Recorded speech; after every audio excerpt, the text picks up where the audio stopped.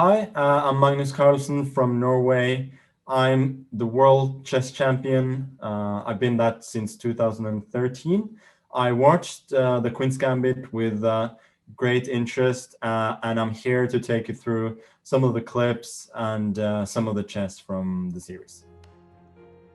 The chess stuff is incredibly well done. It's also a captivating series in general. Just by the fact that I was watching it with my girlfriend who doesn't actually play chess, and she found it so captivating, and she was the one who sort of pushing for us to binge it rather than I was, and she doesn't play chess, so. But I don't have that particular memory of buying a chessboard when I was little. The one instance that I do remember of buying a chessboard about 2.5 years ago, where I simply realized that I don't have a chessboard at home. And so what I did is that I just went down to the local billiards shop, which was about 200 meters from where I lived in Oslo, and I bought some chessboard that they had there, and they were obviously pretty surprised that I needed that. Are you sure you want to do this? I'm sure. We don't have a women's section.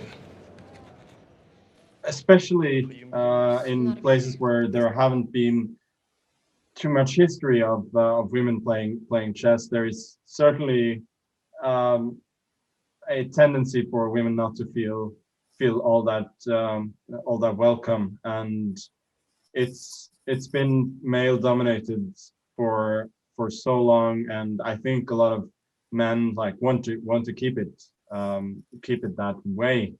Girls are just excited about chess and just as good at chess as boys. The imbalance comes partly, it comes a bit later, and it's probably also more of a case of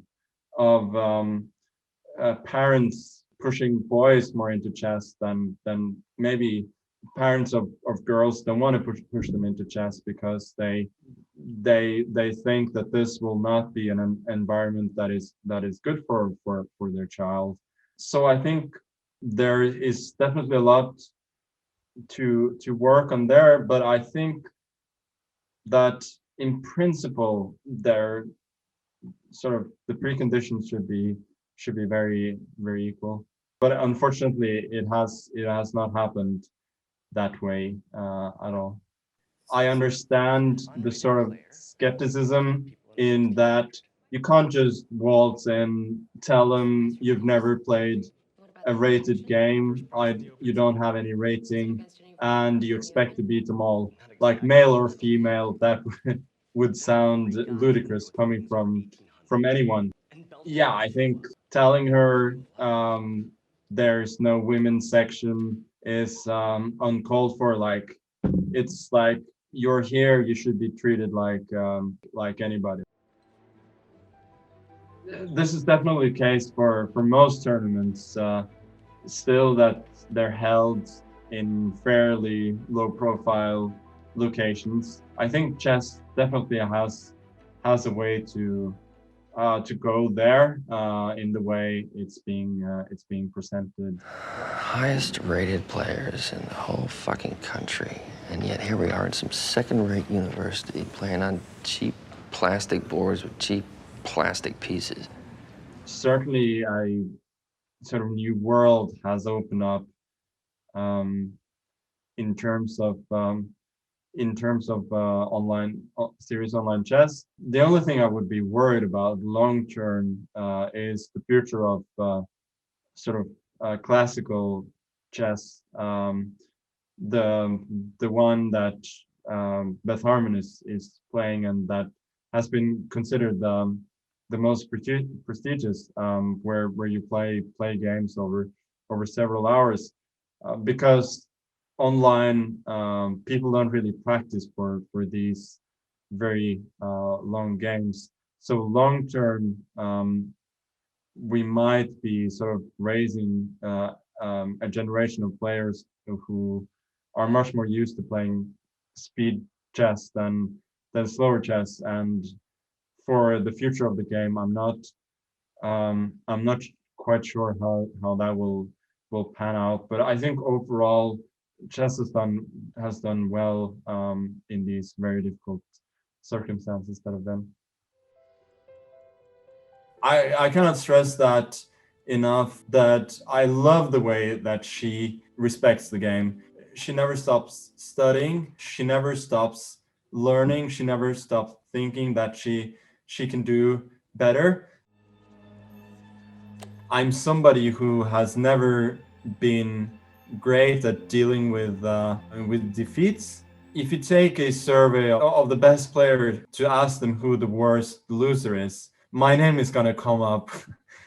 From my own experience along the time of my career, there definitely have been opponents that I struggled with.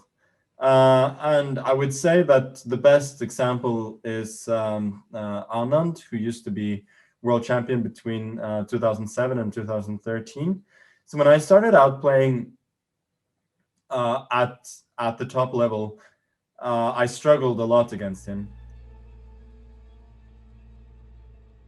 It's very, very relatable, the despair she feels towards the end of the game, where you know you've been outplayed, you know there are no chances, you're just desperately looking for something, anything, any chance that you can possibly find. Whenever you lose, like, you start questioning everything. Basically, it's really so unpleasant. It's such an unpleasant feeling to lose, especially like um, if you feel like you made mistakes that you could have avoided. For me personally, I just try to channel that anger into the next game. I do like the fact for her that losing is not normal. It's not something that just happens. Like you accept it and then you move on. When you lose, you have to make sure that it doesn't happen again, because it's an awful feeling, and the motivation has to be to avoid feeling that again. Don't tell. Mr. Scheibel was certainly an important mentor, but most of all, I think he was just encouraging her to study, and that she would be the best teacher herself. My father taught me the rules, and as I progressed, he certainly taught me a bit. Although still mostly I was studying on my own. But later on, we were at a tournament, and we were going through one of my games, and my father made a comment about one of my moves. He suggested something else instead, and one experienced player there, he was just passing by. He just told my father that what he was teaching me was wrong. My father was kind of spooked by this, and after that he pretty much just left it up to me. He felt that it was much better that I figured it out on my own than he give me poor advice. The truth of it, child. You're astounding.